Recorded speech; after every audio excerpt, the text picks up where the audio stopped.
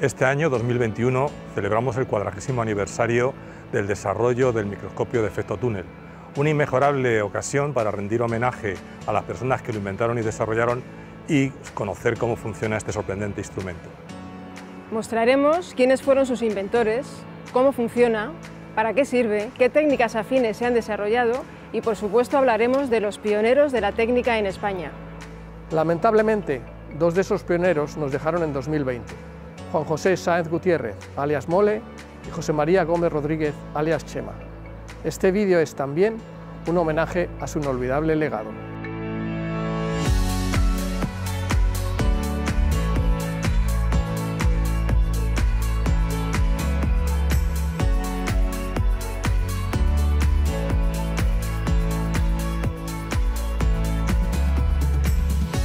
Hace más de 60 años que el científico Richard Feynman proclamó que no hay leyes físicas que nos impidan ver o manipular los átomos de forma individual.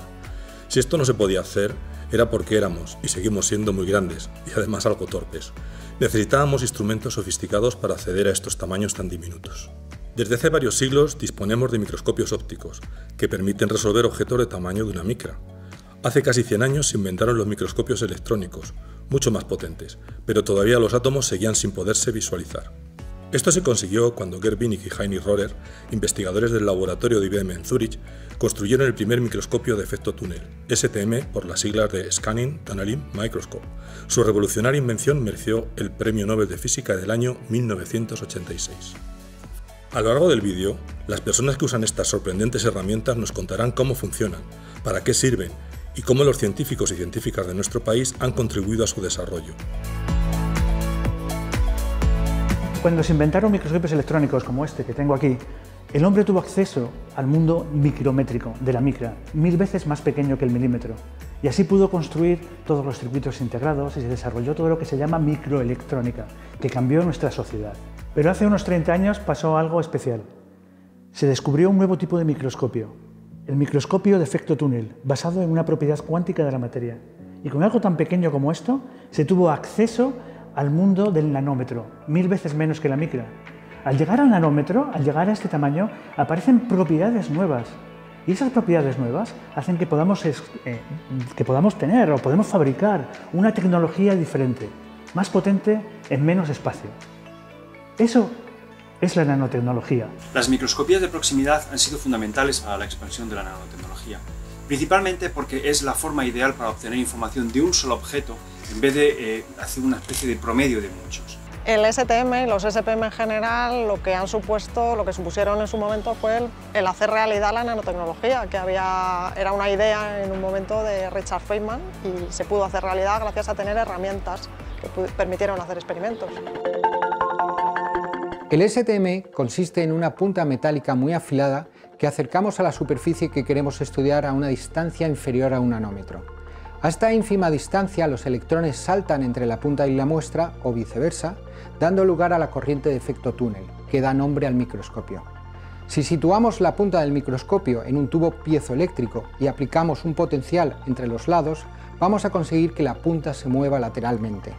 Cuando movemos la punta lateralmente sobre la superficie, la punta va a ir describiendo perfiles que nos muestran cómo es la muestra. Aquí, dentro de estos equipos, tenemos las presiones más bajas que se pueden obtener en la Tierra. Esto es lo que se llama ultraalto vacío. Y es muy importante porque es la manera de poder estudiar, por ejemplo, las superficies de los materiales sin tener que preocuparnos por los contaminantes atmosféricos. Esto, que es el microscopio, lo introducimos aquí dentro y luego vamos a través de estos ganchos, llevar la muestra que queremos estudiar, la superficie del material que queremos estudiar hasta él, para poder ver cómo son sus átomos o cómo son los nanoobjetos, las moléculas, lo que queramos estudiar sobre esta superficie. Subir o bajar la temperatura cuando hacemos medidas con un microscopio de efecto túnel nos da mucha información sobre la dinámica de átomos o moléculas en superficies. Es una cosa que se puede hacer con ese tipo de sistemas. Mediante el microscopio de efecto túnel no solamente vamos a obtener imágenes estáticas, también podemos tomar imágenes sucesivas y luego al representarlas estudiar procesos dinámicos que ocurren en las superficies, tales como difusión o reacciones. Los electrones túnel pueden excitar las vibraciones entre dos átomos que ocurren a una energía muy bien definida y esa energía nos da información de cuáles son los átomos que están vibrando. No solamente vamos a obtener imágenes de las superficies, también vamos a poder modificar las superficies a escala nanométrica.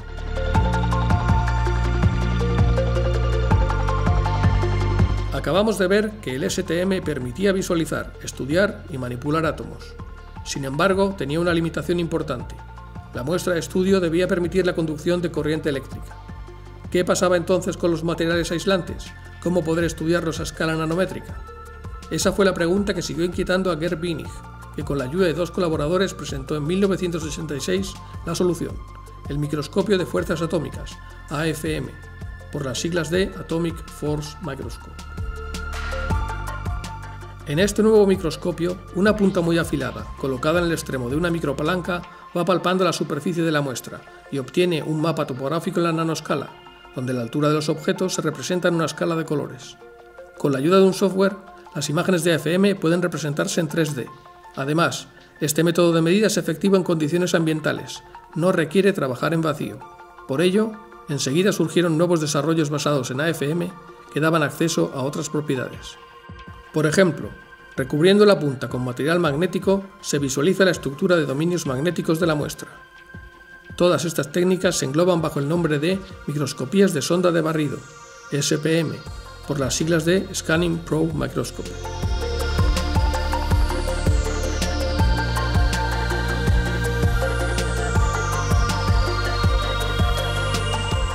Pues esto que hay aquí es el primer microscopio de efecto túnel que hubo en España y uno de los primeros microscopios de este estilo que hubo en el mundo. Tenía básicamente los mismos componentes, es decir, que la supresión de vibraciones, el amortiguamiento, y luego, al ser un equipo que iba a trabajar en ultraalto vacío, los materiales eran especiales. Vino en 1984 y se hizo en los laboratorios de IBM en Zúrich. Lo hicieron los descubridores de la técnica, Gerd Binnig y Henny Rohrer, y su técnico, Christoph Gerber, que fue el que realmente lo montó y lo construyó. Ese técnico era una persona muy, que sabía todo sobre el microscopio. Nicolás García, que era un profesor de la Autónoma, conoció a Rohrer y pues entablaron amistad personal. Y de alguna manera Nicolás convenció a Henny Rohrer para que trajeran el microscopio y pues, así fue la historia. Lo interesante es que lo trajeron Henny Rohrer y Christoph Gerber en el coche. Se lo trajeron en el coche.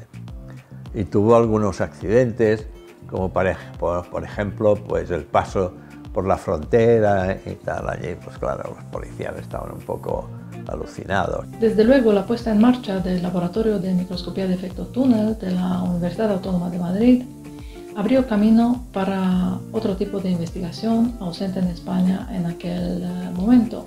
Pues yo creo que tuvo una importancia vital, ya que gracias a ello germinó un grupo de investigadores y un conocimiento que se ha ido expandiendo y ha posibilitado que España se encuentre donde se encuentra ahora en el campo de la microscopía de proximidad. Pues desde mi punto de vista, la comunidad de SPM está entre las 5 probablemente más relevantes a nivel mundial. El comienzo de Nanotech se remonta a 1998, fue una spin-off de la Universidad Autónoma de Madrid, surgió de la Universidad Autónoma de Madrid y fue un empeño personal del profesor Arturo Baró. Pero por otro lado, quería hacer cosas que no fueran de funcionario, algo que fuera diferente, un producto comercial. A consecuencia de la crisis económica de 2008-2009, en esos años quedó el mercado nacional de investigación, se quedó completamente sin financiación y nuestras ventas nacionales cayeron prácticamente a cero. Y claro, pues era un 60% de nuestros ingresos y bueno, en 2014 tuvimos que tomar la decisión de presentar concurso de acreedores y cerrar. En esos 16 años se consiguieron resultados muy interesantes y creo que es como hay que verlo. Este venerable aparato que vemos aquí es enorme en comparación con los microscopios actuales. Este aparato mide típicamente, yo qué sé, del orden de 1 metro, los microscopios actuales miden del orden de 1 centímetro. Ahora mismo se está intentando hacer que las imágenes sean mucho más rápidas de lo que ha sido hasta ahora, y otro logro que se va a conseguir, espero, en el próximo futuro, quizás de aquí a 10 años, es la identificación química de las especies átomo a átomo.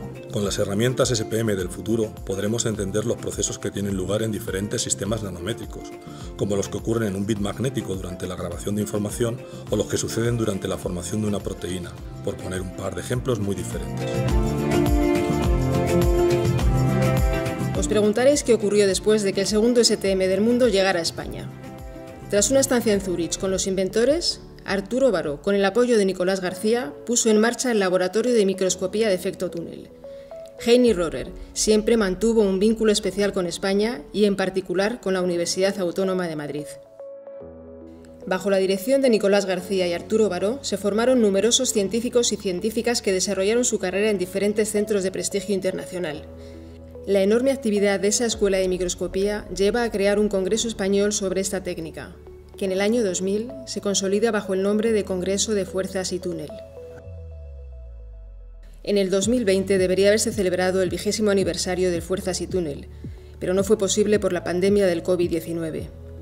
Además, ese mismo año, lamentablemente nos dejaron 2 de los protagonistas del desarrollo de esta técnica en España, Juan José Sáenz, Mole, y José María Gómez Rodríguez, Chema. El profesor José María Gómez Rodríguez realizó su tesis doctoral bajo la dirección de Arturo Baró en 1992. Tras una estancia en el CNRS de Grenoble entre el 94 y el 95, vuelve a la Universidad Autónoma de Madrid con la idea de construir un nuevo microscopio de STM de temperatura variable. Desde 2000 estuvo al frente del grupo de investigación Nano-SPM, por el que han pasado muchos estudiantes que han acabado siendo brillantes investigadores e investigadoras. Científico exigente y riguroso, capaz de embarcarse en grandes proyectos que afrontaba con la seguridad de que trabajando duro se alcanzan las metas. Un amigo dispuesto a ayudar, con gran sentido del humor y muchas ganas de vivir, como demostró hasta el último momento. Yo entré en el mundo de la STM porque fui a una charla que dio Arturo Baró. Yo era estudiante de física, no había visto nunca un STM y de repente en aquella charla vi átomos. Me quedé alucinado. Yo había leído sobre esta técnica, pero aún así me costaba creer que de verdad se podrían ver los átomos de una superficie. Empecé a buscar un sitio en el extranjero para poder aprender sobre esta técnica. Lo que había estudiado en papel lo iba a ver en realidad y pues fue eso, me impactó ser capaz de ver átomos e incluso, como él decía, no puedes solo verlos, sino que puedes tocarlos. Y yo recordaba, cuando estuve estudiando la carrera, había salido en El País un periódico en el que se veían como átomos moviéndose dentro de una huevera. Y el autor principal de ese trabajo era Chema. Entonces él me contó, me dio la posibilidad, dijo, si trabajas aquí, trabajarás con estas máquinas que te permitirán ver los átomos, y me hizo, digamos, una oferta que no pude rechazar, me apeteció mucho, vamos. Y me acuerdo que el primer día de clase nos invitó a los alumnos, a los que quisiéramos, pues ir a su laboratorio a ver lo que hacían, y aprendí tantísimo que me gustó un montón, y cuando Chema me propuso quedarme con ellos al acabar la carrera para hacer el doctorado, pues no lo dudé. En el momento en el que entré en el laboratorio lo que noté es una jovialidad, un buen ambiente extraordinario en el grupo, y además no solo eso, sino una sensación de que se estaba haciendo algo relevante, ¿no? Algo... ciencia de primera clase, ¿no? Una de las frases más famosas de Chema era que una tesis doctoral no se acaba con trabajar 10 horas al día. Y él se sentaba con nosotros para poder entender mejor qué es lo que observamos en las imágenes. Construir estas máquinas es muy complejo, pero él controlaba los detalles de tal manera que estaba convencido cuando empezaba el proyecto que ese proyecto iba a funcionar, y lo sorprendente es que tenía razón, funcionaba. Como profesor y como tutor era muy paciente. Chema era una persona muy exigente y con una visión muy crítica. Sensato, persistente y generoso. Riguroso, detallista y luchador, sin duda. era muy flexible, lo cual permitía que dentro del grupo de trabajo hubiera un ambiente fenomenal entre compañeros. A lo mejor eran las 10 de la noche, me puse a medir y tuve lo que llamábamos en el laboratorio una cojopunta, y saqué unas imágenes estupendísimas que recuerdo que al día siguiente las enseñé a Chema con muchísima ilusión, y de hecho una de ellas es la portada de mi tesis. No era la típica imagen que, como diría Chema, tenía átomos como pelotas de grandes. En realidad era una imagen bastante ruidosa, tomada a temperatura ambiente, pero el esfuerzo que se hizo para llegar hasta ese punto fue tan grande que en ese momento ver aquella imagen fue fascinante. Sinceramente, cuando vi por primera vez átomos, que recuerdo que además estaba ahí sentado, sentí placer y estuve ahí delante durante mucho tiempo sin atreverme a tocar nada. Y allá creo que fue el 18 de diciembre de 2008, logramos unas imágenes espectaculares sin nada de ruido. En realidad fue después de un día muy largo, después de preparar la muestra y varios cambios de punta, y pasó a unas horas bastante tardías, pero recuerdo mucha emoción y la sensación de que el trabajo, el esfuerzo empieza a estar recompensado.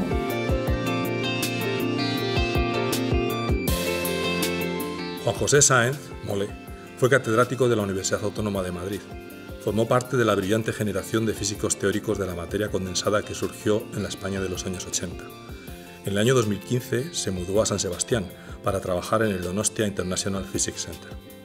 Mole fue uno de los pioneros que desarrollaron modelos para comprender cómo funcionaba el STM. Más adelante, estudió cómo se propagan electrones y fotones en diferentes sistemas de tamaño nanométrico. En los últimos 20 años, alcanzó renombre internacional por sus trabajos en el campo de la nanofotónica. Mole fue una de esas personas que supo transmitir el entusiasmo y la pasión por la física.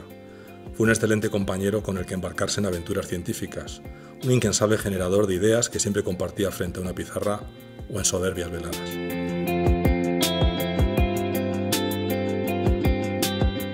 Finalmente estudié en la Autónoma de Madrid, física teórica, y acabé conociendo los grupos que había de STM en la universidad de la mano de Mole, precisamente.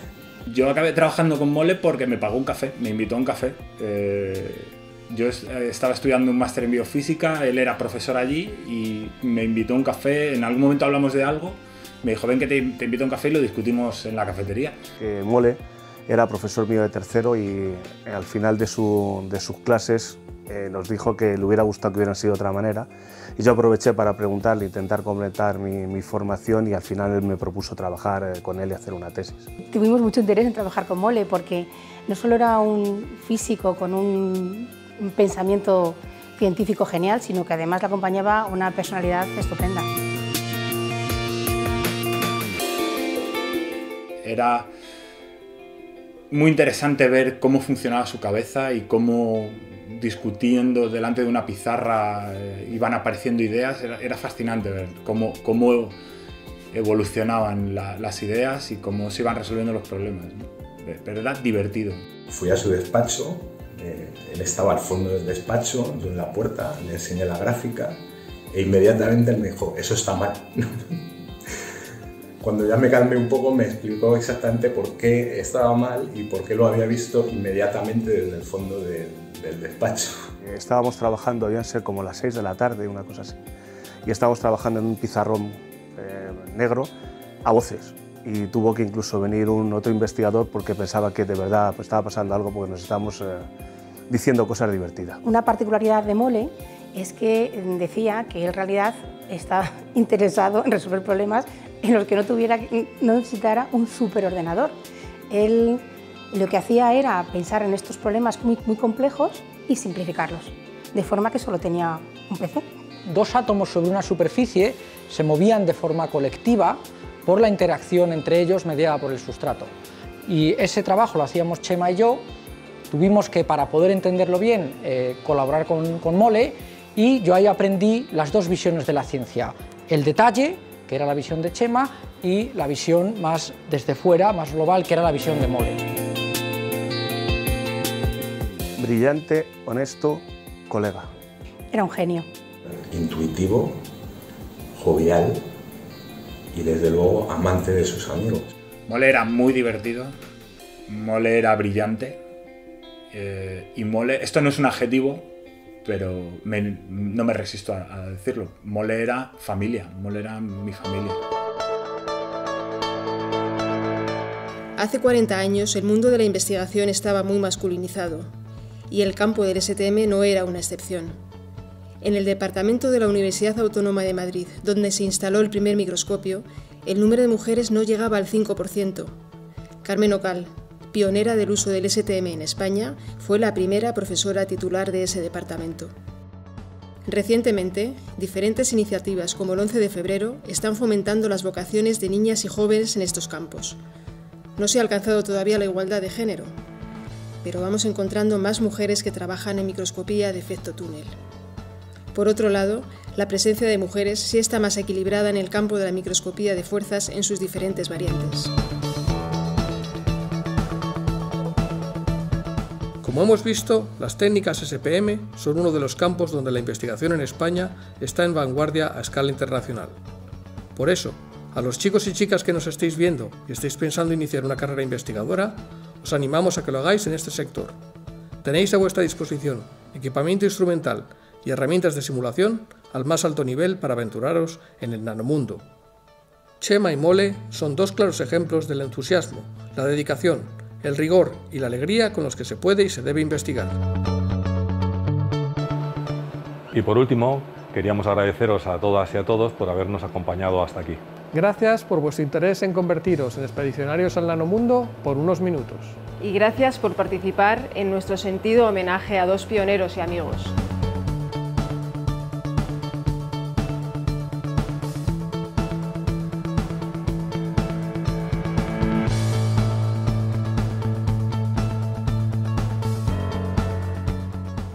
La ciencia es divertida, la ciencia es frustrante y es muy satisfactoria. Es emocionante. Necesitas grandes dosis de perseverancia y es muy importante la sinergia. Yo describiría a un científico como una persona curiosa, rigurosa y persistente. Fundamental, relevante y honesto. Es un trabajo precioso, siempre que tengas una mente creativa, que también seas capaz de resolver problemas sin venirte abajo y como tercer objetivo, yo creo que también tienes que ser muy paciente. Excitante, divertido e inesperado. Ilusionante, sorprendente y, por qué no, infantil.